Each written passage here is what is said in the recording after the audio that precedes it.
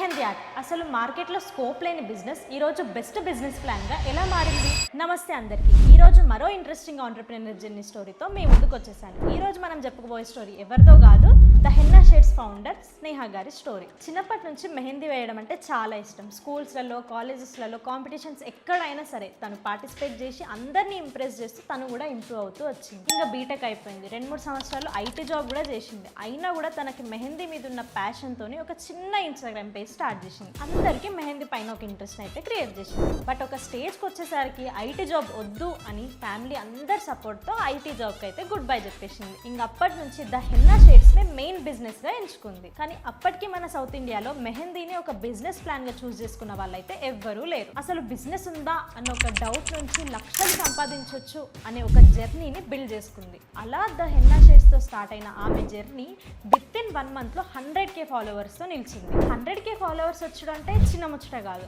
ఆమె పేజ్లో కేవలం డిజైన్స్ని మాత్రమే పెట్టలేదు, డిజైన్స్ వెనకాల ఉండే టెక్నిక్స్ని, అట్లాగే ప్రతి చిన్న డీటెయిలింగ్ పార్ట్ని కూడా ఎక్స్ప్లెయిన్ చేసేది. ఇంకా అట్లా ఆమె నాలెడ్జ్ని షేర్ చేస్తూ ఇప్పటికీ 1500 మందికి పైగానే ట్రైనింగ్ ఇచ్చింది. ఆమె దగ్గర ట్రైనింగ్ తీసుకున్న చాలా మంది విత్ ఇన్ 1 బుకింగ్లో పెట్టిన కోర్స్ ఫీ మొత్తం సంపాదించుకునేలాగా వాళ్ళని ట్రైన్ చేసింది. అట్లా ఆమె ఒక బ్రాండ్ని బిల్డ్ చేసింది, మార్కెట్లోకి ఒక కొత్త స్కిల్ని పరిచయం చేసింది, ఒక ప్రొఫెషన్కి వాల్యూ తీసుకొచ్చింది. సో ఈ స్నేహ గారి స్టోరీ మనకు చెప్తుంది ఒకటే, మన ప్యాషన్కి మార్కెట్లో డిమాండ్ ఉన్నా లేకపోయినా మనమే సొంత డిమాండ్ క్రియేట్ చేసుకోవాలి అనేసి. ఈ స్టోరీ మీకు ఎలా అనిపించిందో కింద కమెంట్లో చెప్పండి.